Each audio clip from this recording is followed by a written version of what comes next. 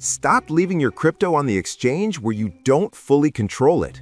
You need to move it to your own wallet right now, and I'm going to show you the fastest way to do it without making a mistake that could cost you everything. Open your Coinbase app and tap Transfer at the bottom. Then select Send Crypto. Pick the cryptocurrency you want to move. Now switch over to your Coinbase Wallet app.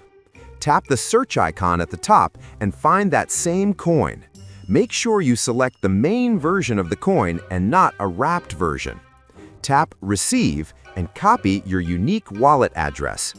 Head back to the main Coinbase app and paste that address. Enter the amount you want to send, choose Sending to Myself, hit Continue, and then Send Now. Enter your 6-digit security code from your authenticator app to authorize the move. Your crypto will arrive in your wallet in just a few seconds. If this information was useful, please give me a like and comment the word Coinbase below.